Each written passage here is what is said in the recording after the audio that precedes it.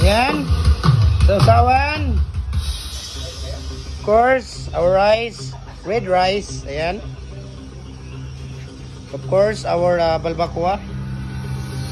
And our soft drinks. Yeah. Ayan. And our adobo is here. So still cooking. Yes. So ito na, luto na yung ano natin, balbacoa natin. Ayan. Ngayon dito pa rin yung ano natin, yung ating balbacoa. Ayan. So ang dami na nating balbacoa ngayon. Dito yung adobo natin. Ayan, si Kuya Upaw. Again, happy birthday ulit kay Kuya Kukong at saka kay Kuya Alin. Ayan. Unsa man?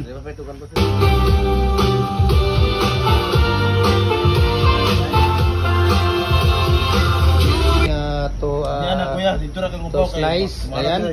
So happy birthday ulit. Ay, triple ano pala to sila, birthday ngayon, si Kuya Kokong and then si Kuya Alin. Ayan.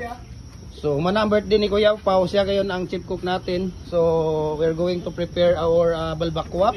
And then you can mix some mix of our mikos. Ayan, wow, that's good. Nilapuan pa to eh.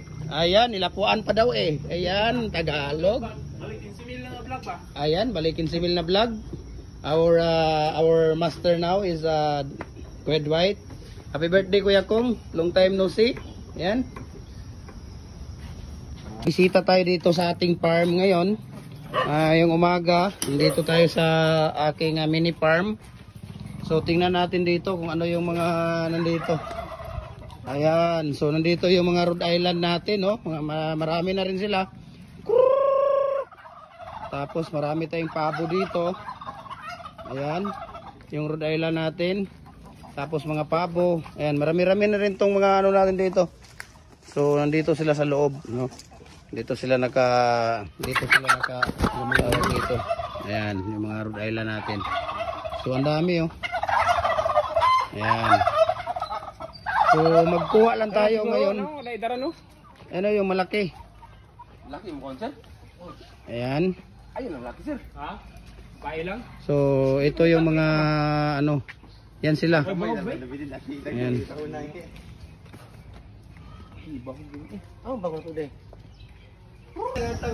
Ayan, so happy birthday sa kay Kuya Kokong. Dahil birthday niya ngayon, ayan siya, yung my birthday.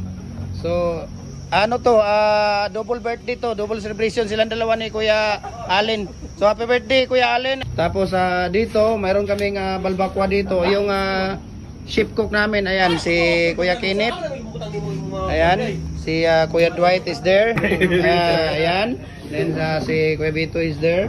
Everything is here. Okay, so we're going to cook like balbacoa and some of adobo. Bisaya version, where is that? Where is our chicken? Okay. Where? Nandito pala sa sako. Where? Okay. So, there is Rhode Island.